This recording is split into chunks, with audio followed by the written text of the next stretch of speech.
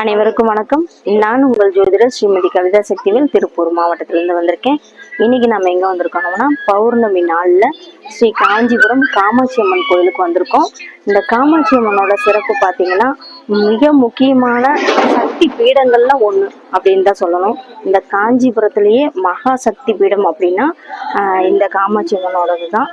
மேலும் பார்த்தீங்கன்னா, அம்மனோட முதுகு, அதாவது முதுகெலும்பு விழுந்த இடம் அப்படின்னு சொல்லப்படுகிறது இந்த ஸ்தலம்.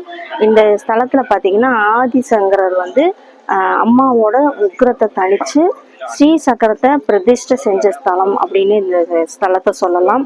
இங்க காஞ்சி மகாபிரிவா, சங்கராச்சாரியார், ஆதிசங்கரர்லாம் காமாட்சி அம்மனை அவரோட அருள் பெற்று இங்க இருந்த ஸ்தலம் அப்படிங்கிறது தான்.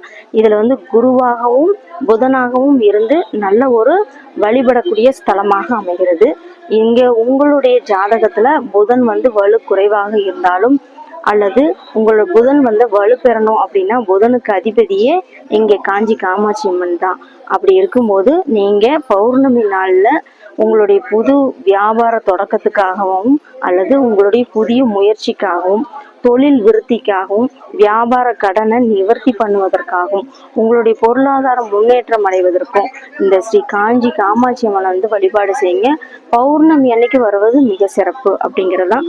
அது இல்லைன்னா அதற்கு வர முடியல அப்படின்னா புதன்கிழமை வருவது மிக சிறப்பு.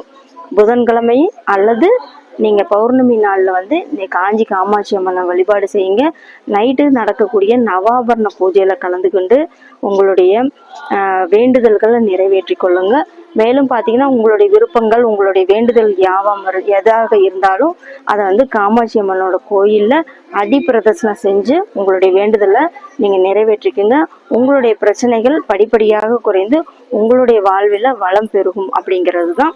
எல்லோரும் வாங்க, காஞ்சி காமாட்சி அம்மனோட அருள் பெறுவங்க. நன்றி, வணக்கம்.